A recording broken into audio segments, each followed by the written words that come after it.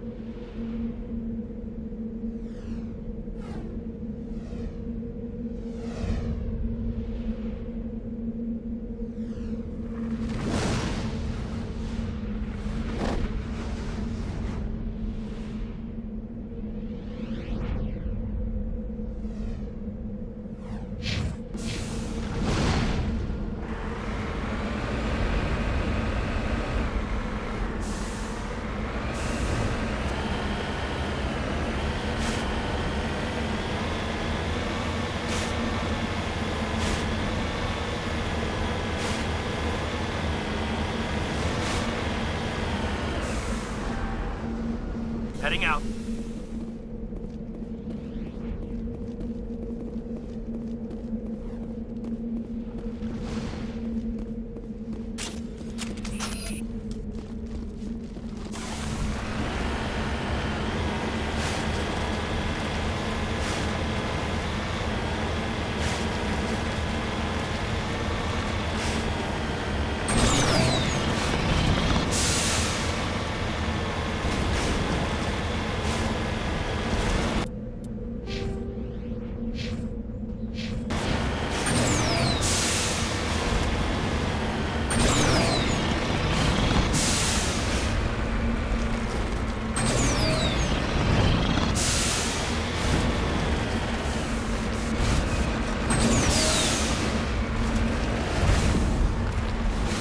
I'm on my way.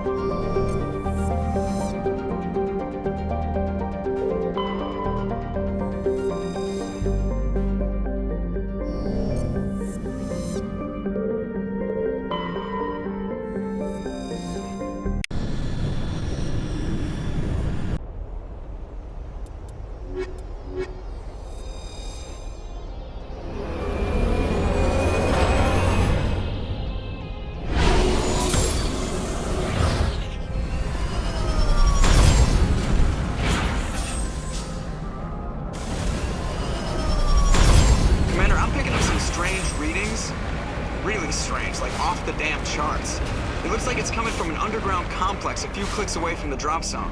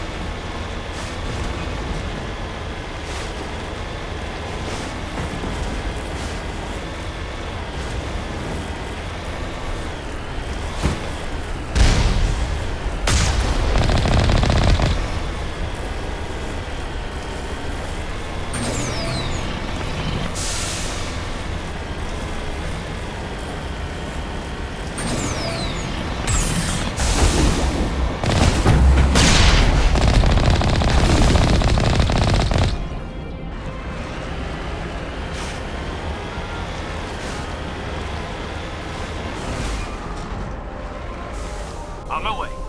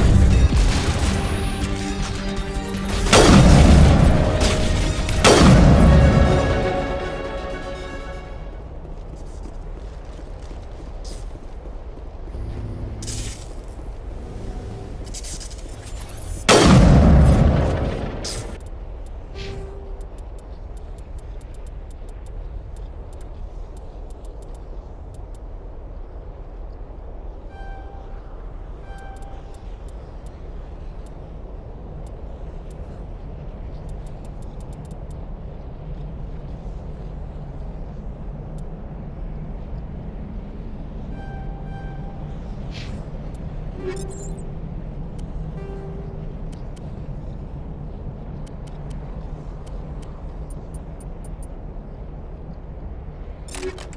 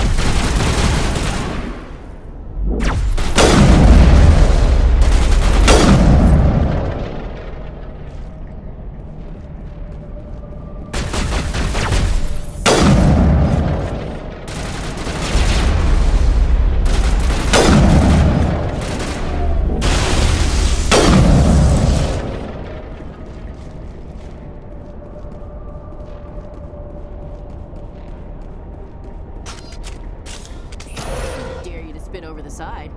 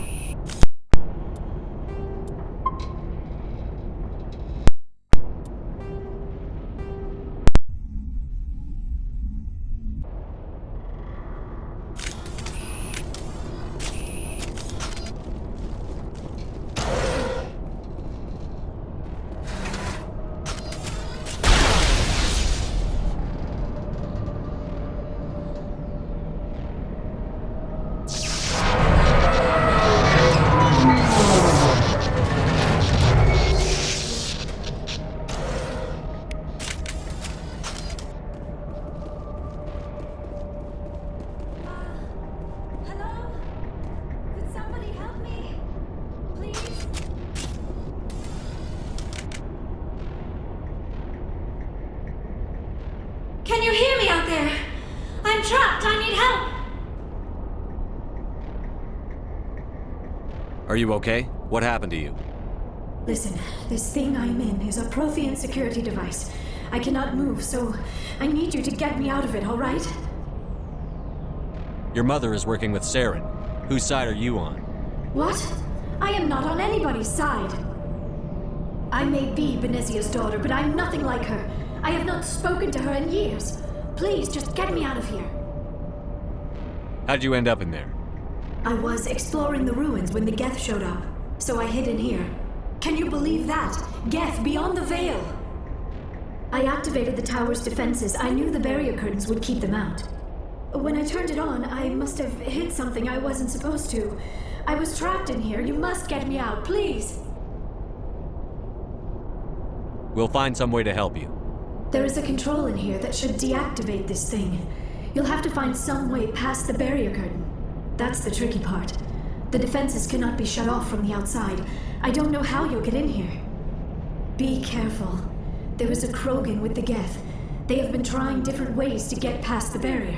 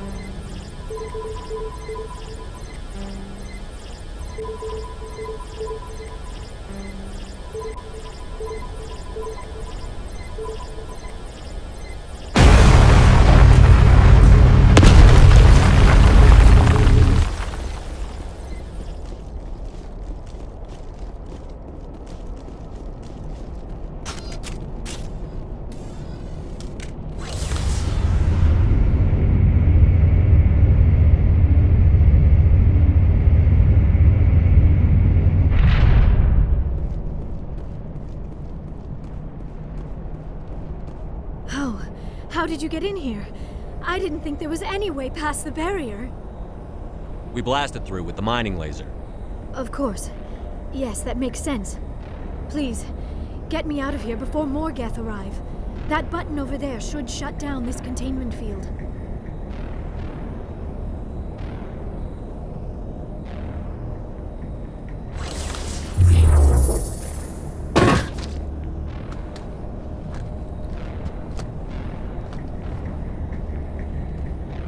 Any idea how we get out of this place? There is an elevator back in the center of the tower. At least I think it's an elevator. It should take us out of here. Come on!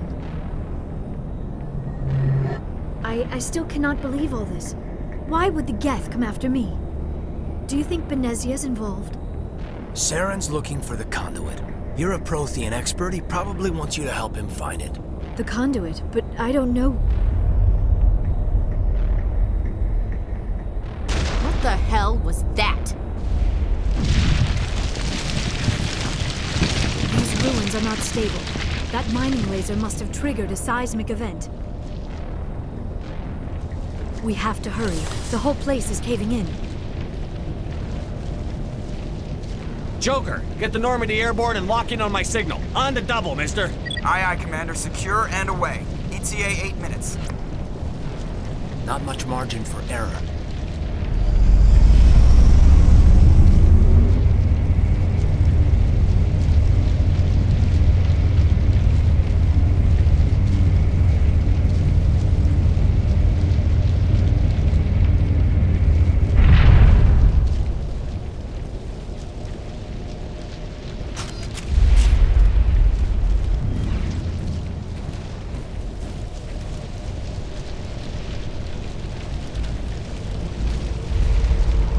Surrender. Or don't. That would be more fun.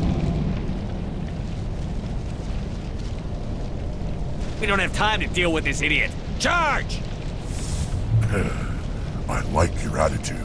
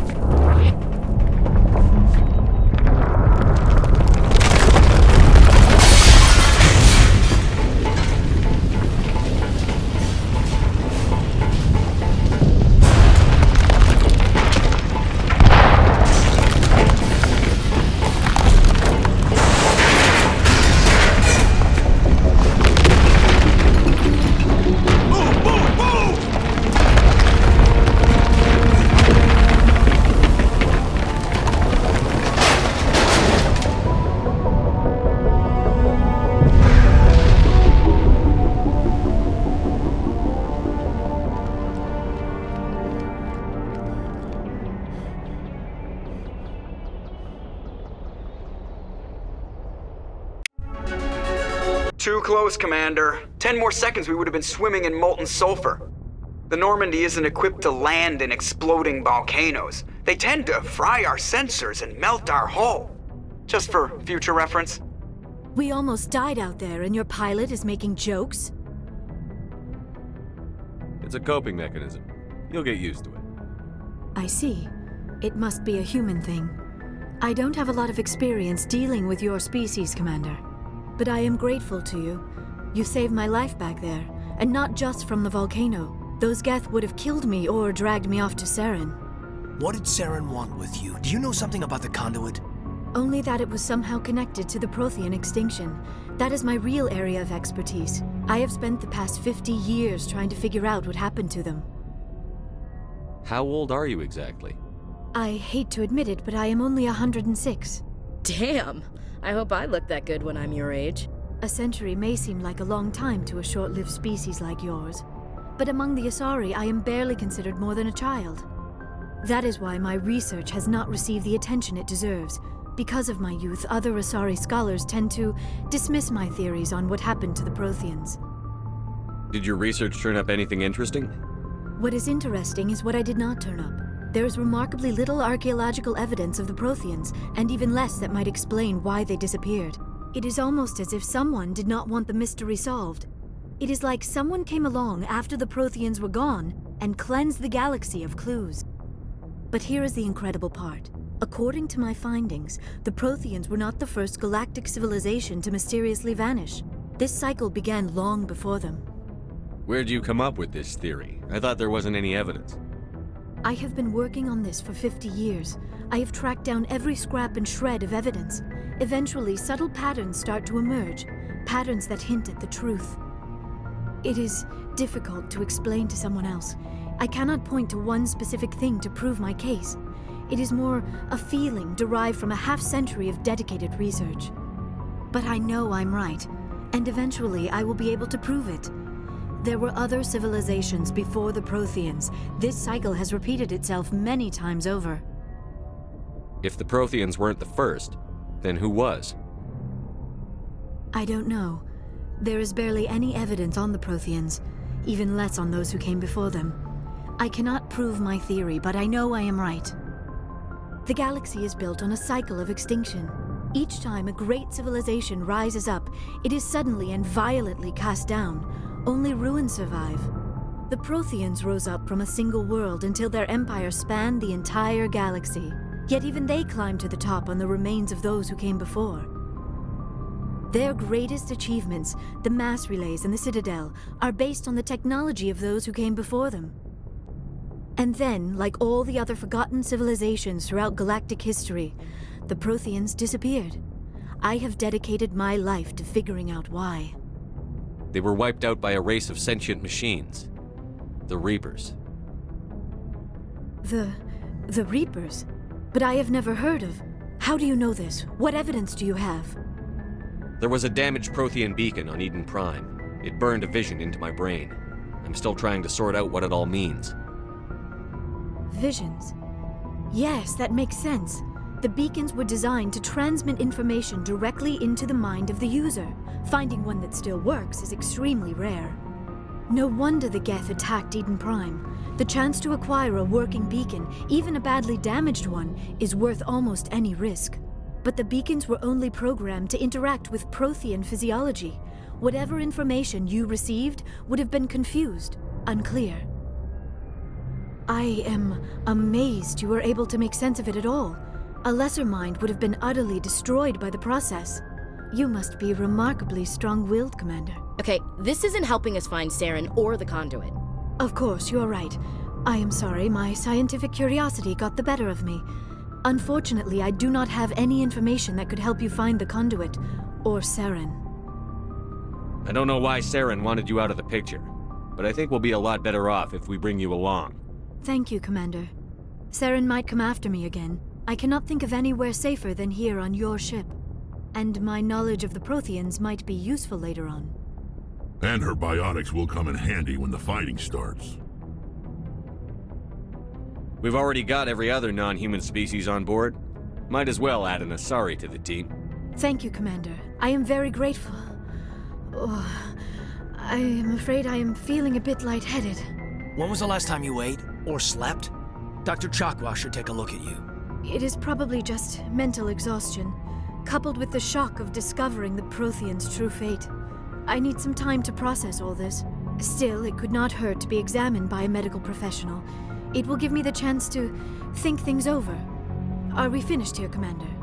We can talk again after you've seen the doctor. The rest of you, dismissed. Mission reports are filed, Commander. You want me to patch you through to the Council? Patch him through, Joker. Setting up the link now, Commander. We've received your report, Commander. I understand Dr. Tassoni is on the Normandy. I assume you're taking the necessary security precautions. Don't tell me how to do my job. You are free to act as you see fit, Commander. Our role is to offer guidance and advice. It's up to you if you're smart enough to listen.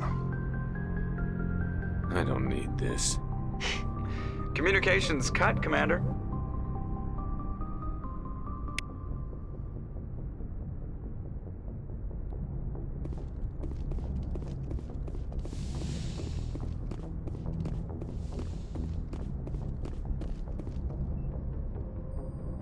If anyone has to take over for Captain Anderson, I'm glad it's you.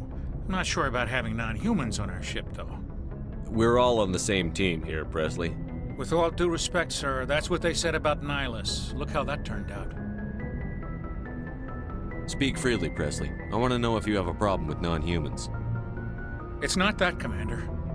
Humanity has always handled its own problems. Saren attacked one of our colonies. We should be the ones to stop him. We don't need their help. Some people think asking for help is a sign of weakness. That's just being stupid and stubborn. No matter how strong you are, allies can make you stronger. I guess so. Maybe I'm just stuck in the old ways of thinking. But don't worry, Commander, this won't be a problem. How did you end up assigned to the Normandy? I signed up with the Alliance as a navigator right out of school. Following in my grandfather's footsteps, I guess. My first posting was on the Agincourt. We were at Elysium during the Skillian Blitz.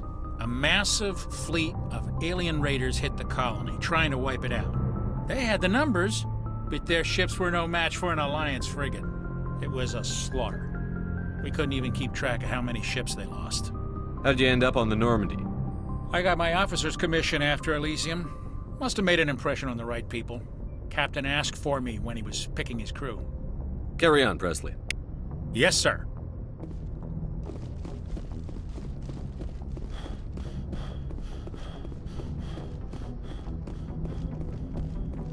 I prefer gold to silver, for my medal. I figured you'd recommend me for one since I pulled your boots out of the fire.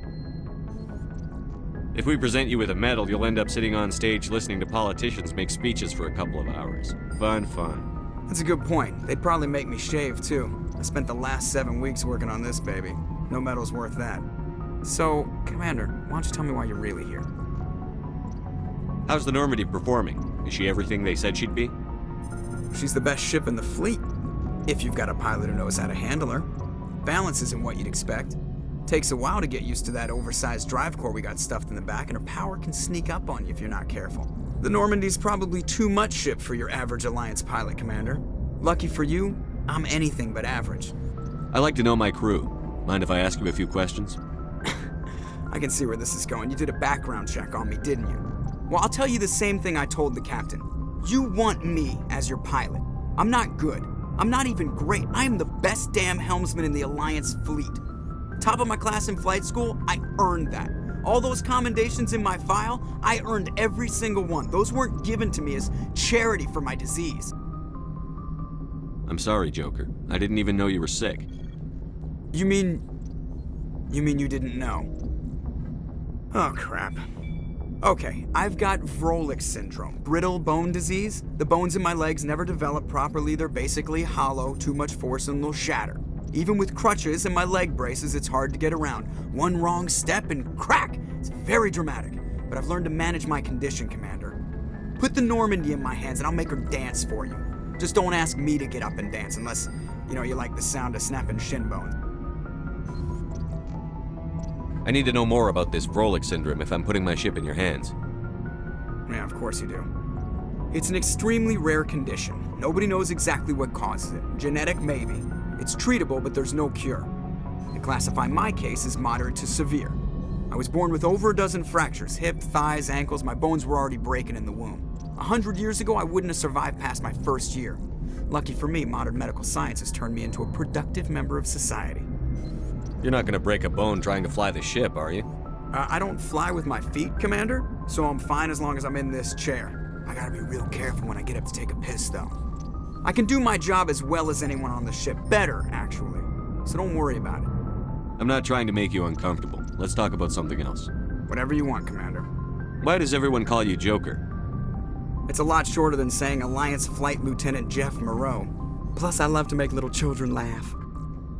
I was just thinking how much you remind me of Santa Claus. Look, I didn't pick the name. One of the instructors in flight school used to bug me about never smiling. She started calling me Joker, and it stuck. Why didn't you ever smile? Hey, I worked my ass off in flight school, Commander. The world's not gonna hand you anything if you go around grinning like an idiot. By the end of the year, I was the best pilot in the academy, even better than the instructors, and everybody knew it. They'd all got their asses kicked by the sickly kid with the creaky little legs. One guess who was smiling at graduation? I have to go. All right, see ya.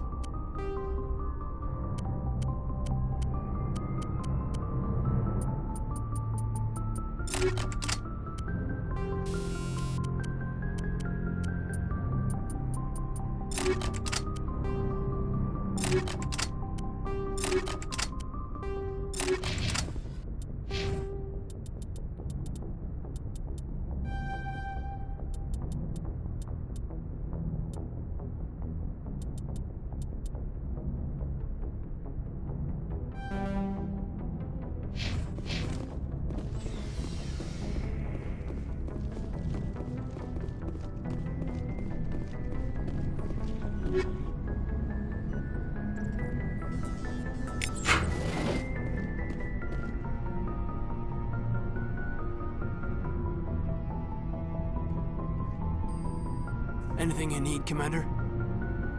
Just trying to get a sense of where the crew's at. Thoughts? Is this an official evaluation, Commander? Or off the record? Alenko, when it's just you and me, you can consider it off the record. That's a generous attitude. Okay. I think there's something wrong with all this. This Saren is looking for records on some kind of galactic extinction, but we can't get backup from the Council? Sorry, Commander. There's writing on the wall here, but someone isn't reading it. The Council doesn't want to believe anything's wrong. I'd call it human nature, but... I hear you. It just seems like a group that's been around as long as the Council should see this coming. Sorry if I got too informal. Protocol wasn't a big focus back in Bot. Tell me about it. Biotic acclimation and temperance didn't last past the airlock. To the kids they hauled in, it was brain camp. Sorry, hauled in is unkind. We were encouraged to commit to an evaluation of our abilities so an understanding of biotics could be compiled. There are worse results of accidental exposure to Element Zero in the womb. Beats the brain tumors some kids grew up with. Is there some question about how you were exposed? My mother was downwind of a transport crash. It was before there were human biotics, a little after the discovery of the Martian ruins.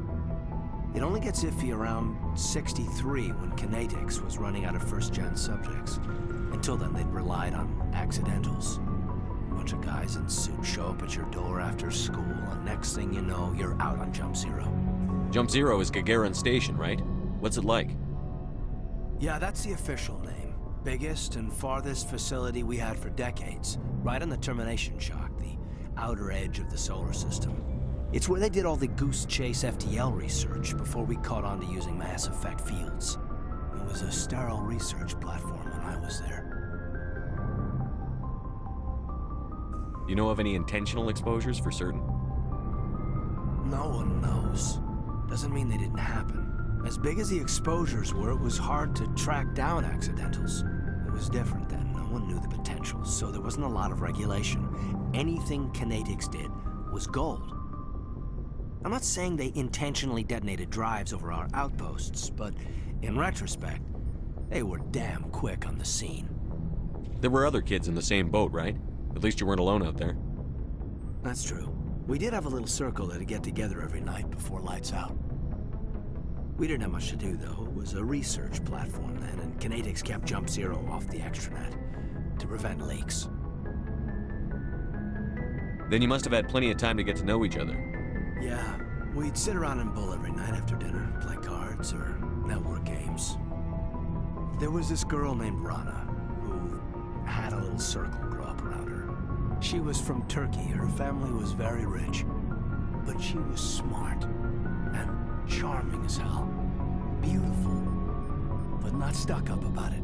I think you'd have liked her. Sounds like she was special to you. She was. Maybe she felt the same, but things never felt together. Training, you know. Jump Zero's a long way from home. What was it like? The grand gateway to humanity looks a lot better in the vids. But that's my own baggage, Commander. No bearing on this. It's a big galaxy, Lieutenant. Who knows what will come in handy? If you say so, sir. Besides, I've got my past squared away. Anything you need, Commander? What's your opinion on the last mission? Dr. Tassoni. Seems like a sweet girl. Easy on the eyes. I mean, if you like the bookish sort. Any intentions there, Lieutenant? No, Commander. Just art appreciation. We'll talk another time, Lieutenant. Commander?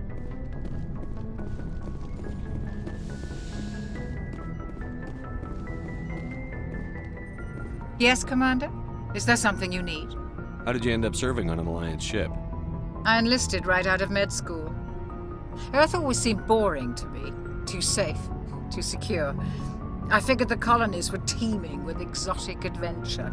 I wanted to travel the stars, tending the wounds of tough soldiers with piercing eyes and sensitive souls. Turns out military life isn't quite as romantic as I'd imagined. But humanity needs the Alliance if we want to keep expanding through the Traverse, and the Alliance always needs good doctors. So I stayed on to do my part. Ever think you made the wrong choice? Sometimes I think about opening a private practice back on Earth, or maybe taking a position at one of the new med centers out in the colonies. But there's something special about working on soldiers.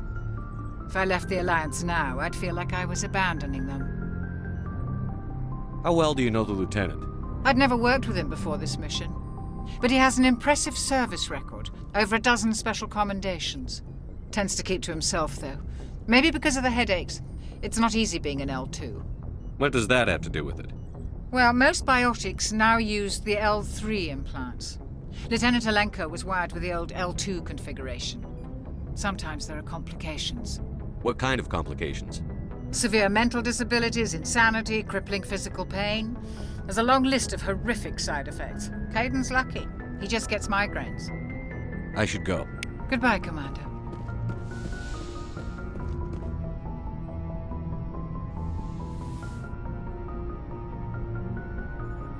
Commander, are you coming to check up on me? You look much better. How are you feeling?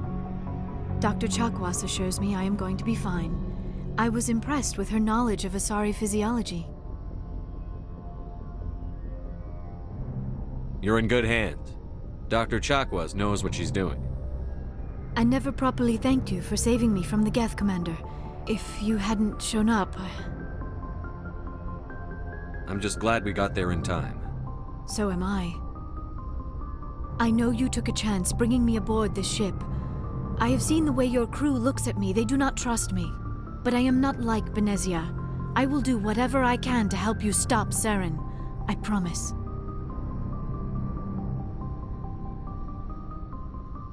Don't worry, Liara. I trust you. I know you won't let me down. It means a lot to hear you say that, Commander. Thank you. Do you know why Benezia joined up with Saren? I don't understand it. She was always outspoken about the need for the Asari to become more involved in shaping galactic events. Maybe she thought allying herself with Saren would somehow be for the greater good in the long run. At least I hope so. This hurts you, doesn't it? None of this makes any sense to me. I have not spoken to Benezia in many years, but I know her, and this was not like her. Something changed. I'd like to know more about the Asari. We were the first species to discover the Citadel. We were instrumental in forming the Council, and we always strive to be the voice of peaceful cooperation in galactic disputes. My people believe we are all part of a single galactic community. Each species contributes something to the greater whole. Although we seek to understand other species, it seems few of them seek to understand us. The galaxy is filled with rumors and misinformation about my people. Like what? Most of the inaccuracies are centered around our mating rituals. My species is monogendered. Male and female have no real meaning for us. We still require a partner to reproduce. This second parent, however, may be of any species and any gender. I don't understand. Your species can mate with anyone? Mating is not quite the proper term, not as you understand it. Physical contact may or may not be involved, but it is not an essential element of the union. The true connection is mental. Our physiology allows us to meld with other beings. We can touch the very depths of their minds. We explore the genetic memory of their species. We share the most basic elements of their individual and racial identities. We then pass these traits on to our daughters. It is how we learn to grow as a species and how we develop a greater understanding of other races. What happens to your partner after the union? Every relationship is different.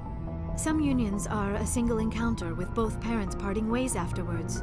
Others can be more long-term. Sometimes an Asari and her partner will stay together for many decades. You Asari live for 1,000 years. What happens when your partner dies? Few sapient species live as long as my kind. We have learned to take a philosophical approach to our unions. We do not focus on the inevitable loss of our partners. Instead, we enjoy the time we spend with them. And even after they're gone, a part of them lives on in us. The union is a connection that transcends both time and space. Do you know who Matriarch Benezia chose as her partner? She rarely spoke of her partner. Though I know my father, if you want to use that term, was another Asari. I thought you always needed another species to serve as one of the parents. Think about it, Shepard. If we were not able to mate with our own species, we would have died out long before we ever mastered spaceflight and left our homeworld.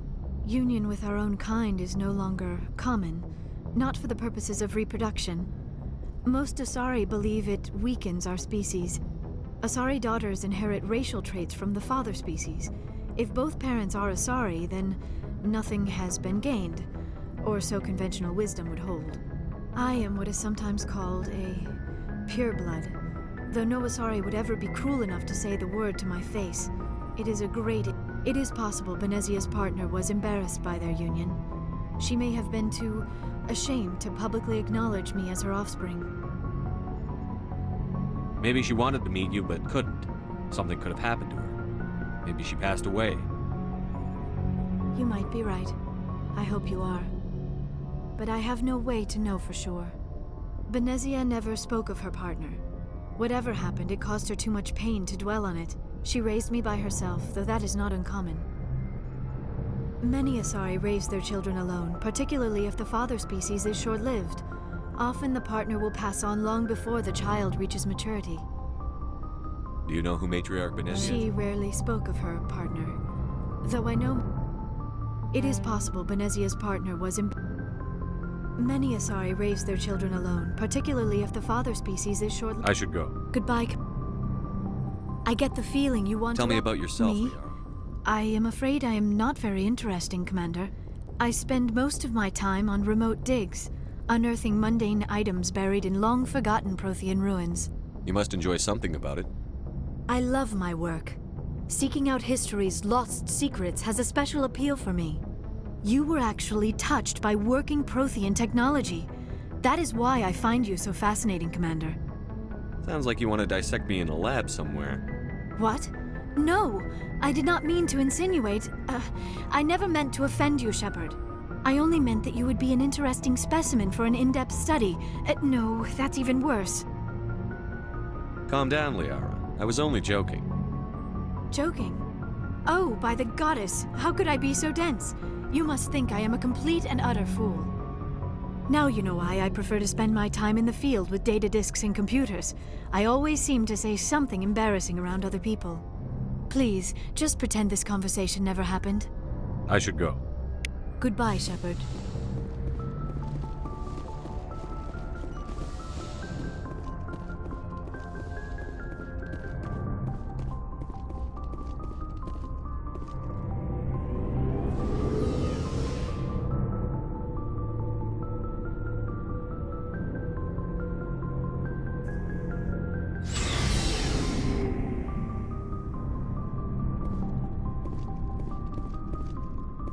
Hey, Commander. Looking for some extra supplies before you head out? What have you got? Whatever you want. Armor, weapons, mods. It's not standard Alliance issue, but that's not necessarily a bad thing. Well, as long as you don't mind paying for it. Why should I pay you for my weapons and armor? My stuff doesn't come from the Alliance. I have to purchase it myself, and it's not cheap. Hell, the licenses alone have set me back more than I'd like. But no licenses, no goods. Without the goods, I'm out of a job. Let's see what you've got. You bet, Commander.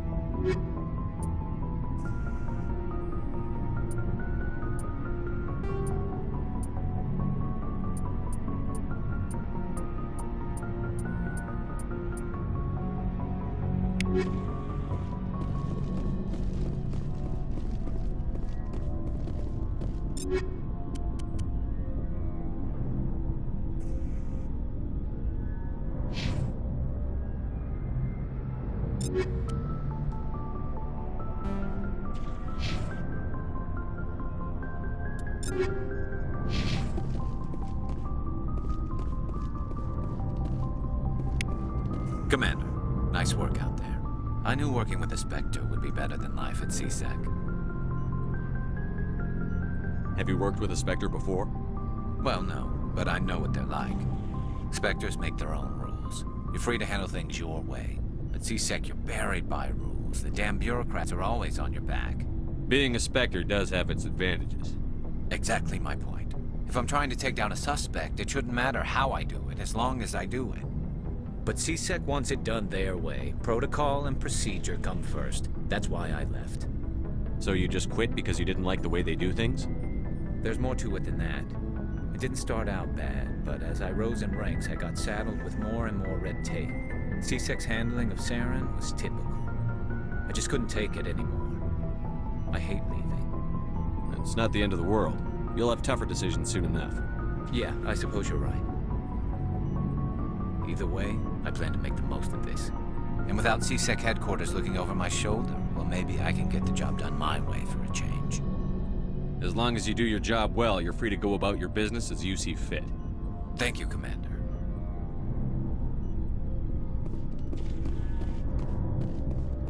Commander, you have a minute to talk? I keep an open door policy. If you have any concerns, lay them on me. All right. I know things are different aboard the Normandy, but I'm concerned about the aliens, Vicarian and Rex. With all due respect, Commander, should they have full access to the ship? They may not serve the Alliance, Chief, but they're allies. At least as far as Saren goes. This is the most advanced ship in the Alliance Navy. I don't think we should give them free rein to poke around the vital systems. Engines, sensors, weapons. You don't trust the Alliance's allies? I'm not sure I'd call the Council races allies. We, humanity, have to learn to rely on ourselves.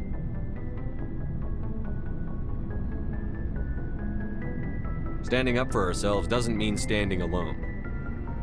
I don't think we should turn down allies. I just think we shouldn't bet everything on them staying allies. As noble as the Council members seem now, if their backs are against the wall, they'll abandon us. I don't see that as inevitable. Look, if you're fighting a bear and the only way for you to survive is to sick your dog on it and run, you'll do it. As much as you love your dog, it isn't human. It's not racism, not really. Members of their species will always be more important to them than humans are. These seem like deeply held beliefs, Williams. What made you think this way? My family's defended the Alliance since it was founded. My father, grandfather, great-grandmother, they all picked up a rifle and swore the oath of service. I guess we just tend to think of Earth's interests as our own. It doesn't sound like you've worked with aliens before. No, sir. Mainly I've been groundside, part of the surface garrison forces. I did get a rotation on a space station for training. Every Marine a rifleman, every rifleman ZG certified. That's odd. Your record is spotless and your technical scores are exemplary. You should be serving with the fleet. Anyway, that's why I haven't served with many aliens, Commander. You're lucky. I lost my family on Mindoir. Are you related to anyone I'd have heard of? Couldn't say, Commander. I read about Mindoir. The Alliance screwed the pooch on that one.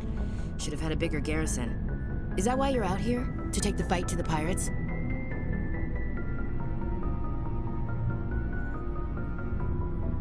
I'm here to put hypervelocity rounds through the heads of bad guys. Most satisfying part of the job, Commander. All right. I can see where your concerns are coming from, Williams. But this is a multilateral mission. You're going to have to work with aliens, like it or not. It won't be a problem, Commander. You say jump, I say how high. You tell me to kiss a Turian, I'll ask which cheek. Would you kiss anyone I ordered you to? That depends, sir. If you ordered me to kiss a superior officer, that would be a violation of the regs concerning fraternization. That would make it an illegal order. I'd be required to decline and relieve you of command. Sir. What's your opinion on the last mission? Not sure I buy Dr. Tassoni's story about her and her mom not talking. They're family, right? Not everyone has a happy family life. No, I guess not. Too bad those ruins got destroyed. I mean, they lasted thousands of years. That's impressive. We'll talk later, Williams. Looking forward to it, sir. Shepard, what can I do for you? What's your story, Rex? There's no story. Go ask the Quarian if you want stories. You Krogan lived for centuries. Don't tell me you haven't had a few interesting adventures. Well, there was this one time the Turians almost wiped out our entire race. That was fun. I heard about that. You know, they almost did the same to us. It's not the same. It seems similar enough to me. So your people were infected with a genetic mutation? An infection that makes only a few in 1,000 children survive birth? And I suppose it's destroying your entire species? I suppose it isn't all the same. I don't expect you to understand, but don't compare humanity's fate with the Krogan. I was just making conversation. I wasn't trying to upset you. Your ignorance doesn't upset me, Shepard. As for the Krogan, I gave up on them long ago. The genophage infected us, but it's not what's killing us. Are your people really dying? We're sure not getting any stronger. We're too spread out. None of us are interested in staying in our own system. Lots of species have left their homes and prospered. But they go to colonize new worlds. We're not settlers. We're warriors.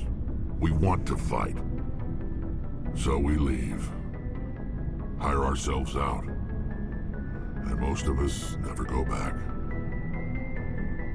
What can you tell me about the genophage? Ask the Solarians if you want details. They made it. All I know, it makes breeding nearly impossible.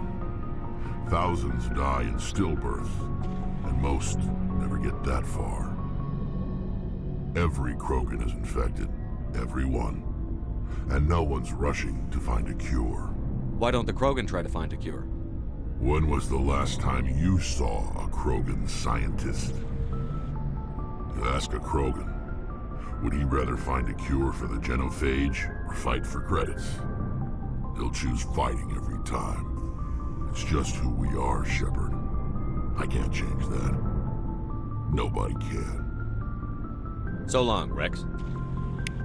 Shepard.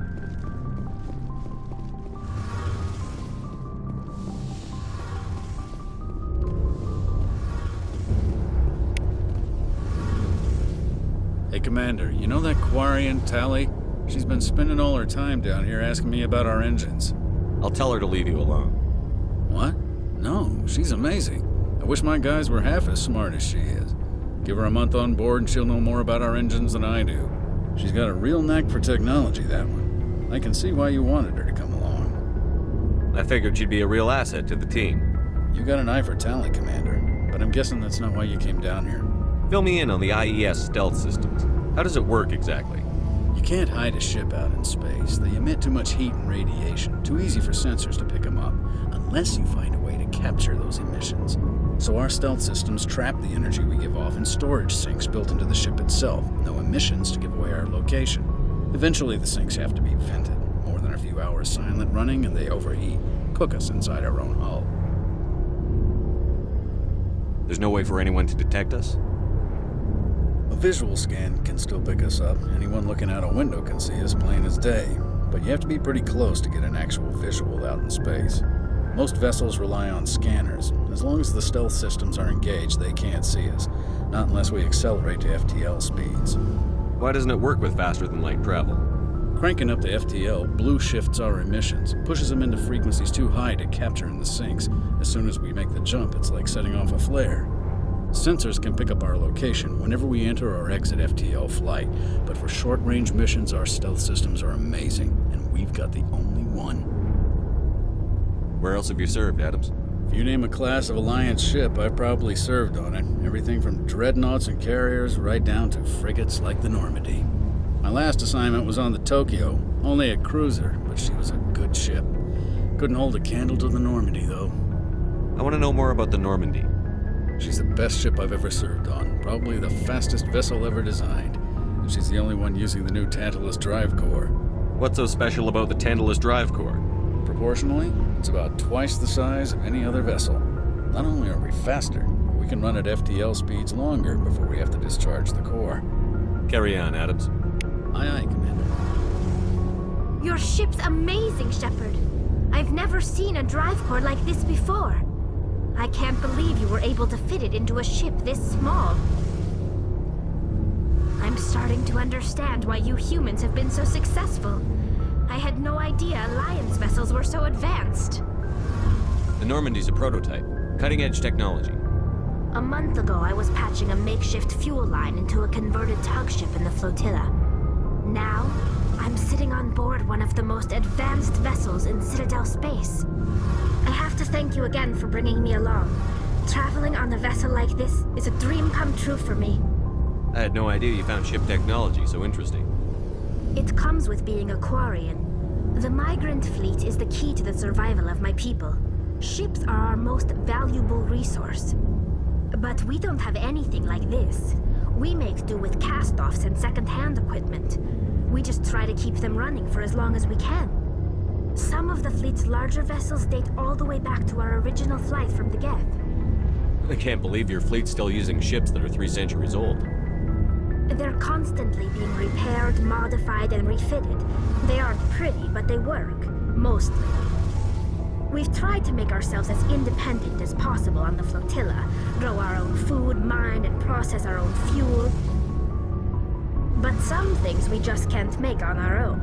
A patch to maintain the hull integrity requires raw materials we just don't have. That's why our pilgrimages are so important.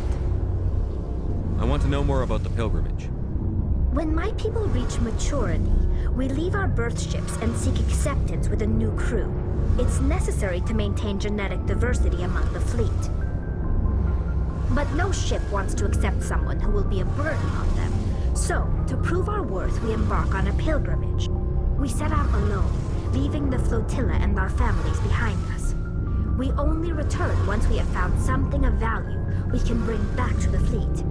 This is presented as a gift to the captain of the respective ship we wish to join. If the gift is accepted, we are welcomed into the crew. Can a captain choose to reject the gift? That doesn't happen often. Most captains are eager to increase the size of their crew. It increases their own standing in our society. Even when the gift is not particularly valuable, the captain usually accepts it out of a sense of tradition. However, there is a stigma to presenting a substandard gift. It's not the best way to make a good impression on a new community. Most pilgrims don't return until they find something worthwhile. I want to talk like about what? something. This is presented as... I can't believe they just send you off alone. It's not like they just cast us out. Before we leave, we are given lessons in how to survive outside the flotilla, and given gifts to help us on our journey. We also receive implants to fight off sickness and disease. Generations of living in an isolated and highly controlled environment have left our immune systems weaker than most. By the time we leave the fleet, we are well equipped for the pilgrimage. This is a rite of passage for all Quarians. If it were dangerous, our numbers would suffer.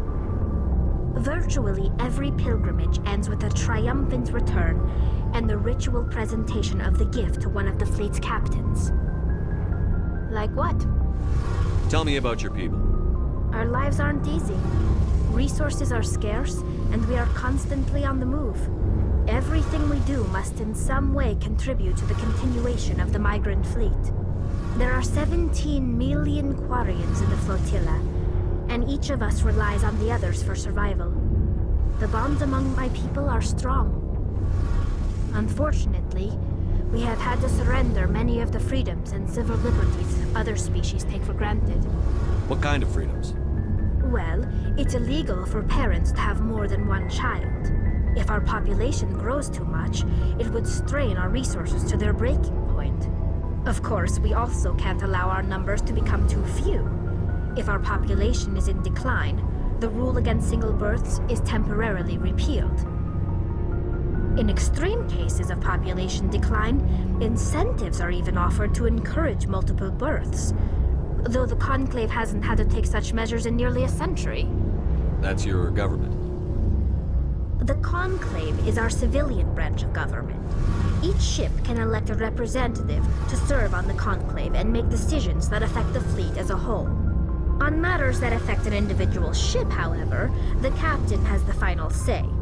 It's a tradition that dates back to the early days, when the fleet was governed by martial law. Fortunately, most captains nowadays are smart enough to have an elected council from their crew to give them advice and guidance. So the ultimate power rests with elected officials. In practice, the Conclave and the respective council for each ship tend to set the rules that govern our daily lives. But in theory, we are still under military jurisdiction. The 5 top-ranking military officials in the fleet serve on the Admiralty Board. These 5 have the power to overrule any decision by the Conclave in case of emergency. To do so requires unanimous agreement among the Admiralty, and they can only do this once. After that, the entire board must resign their posts. It's a safeguard that served us well. In nearly 3 centuries, the Admiralty Board has only overruled the Conclave 4 times. I want to know more about the Geth. I doubt I can tell you anything you don't already know. It's been almost 3 centuries since they drove my people into exile. All I know is the story of their origins, what they were when we created them, and how they turned on us. Interesting. The Geth were originally created to serve as an automated manual labor force. Initially, their intelligence was as limited as any VI. Over time, we made small modifications to their programming to allow them to perform more varied and complex tasks, bringing them closer and closer to true AI status. How come the Council didn't step in and stop you? This wasn't true AI research. We may have been skirting the bounds of the law, but we never did anything that was actually illegal. The changes were so insignificant, so gradual, that we were able to control them. Or so we thought. But one thing we underestimated was the power of the neural network. 1 million Geth thinking simultaneously created an inherently unstable matrix. So, the Geth share brain power? Many of the Geth's logic systems were designed to work in concert with other nearby Geth. Basically, the more of them you have in a group, the smarter they are. So there's some sort of group consciousness? No, nothing like that. They cannot share sensory data or information. Their programming cannot handle that much simultaneous input. Each Geth maintains an individual awareness and identity. The neural network only operates on a process-based level. It's basically the synthetic equivalent of a subconscious. But when they're in close proximity, they can coordinate low-level functional processes, freeing up more capacity for original or independent thought. That doesn't make any sense. I'm probably oversimplifying. The Geth are incredibly advanced and complex creations. All you need to know is that they get smarter when they gather in large numbers. As we built more and more Geth, their effective intelligence became more sophisticated, more abstract. One day, a Geth began to ask its Quarian overseer questions about the nature of its existence. Am I alive? Why am I here? What is my purpose? As you can imagine, this caused a near panic among my people. What did you do? It was inevitable the newly sentient Geth would rebel against their situation. We knew they would rise up against us, so we acted first. A general order went out across all Quarian-controlled systems to permanently deactivate all Geth. The Geth responded to this order violently. You can't blame them for fighting for their survival. We had no other choice. The Geth were already on the verge of revolution. By acting quickly, we had a chance to end the war before it began. The hope was that most of the Geth would still be little more than machines, incapable of organized resistance. But they had progressed much further than anyone anticipated. The war was long and bloody.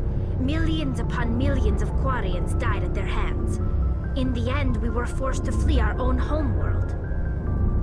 We feared the Geth would pursue us, but they never came beyond the Veil. Now we drift through space, exiles searching for a way to reclaim what was once ours. I should go. See you later.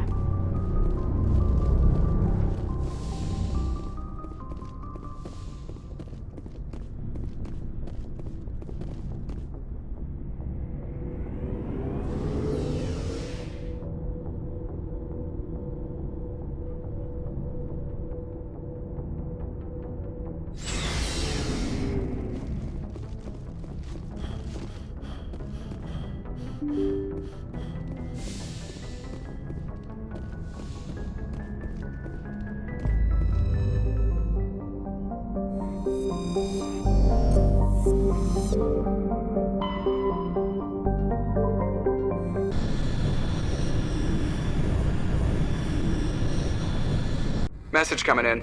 Commander Shepard, my name is Nasana Dantian. If you're interested in hearing my offer, meet me on the Citadel.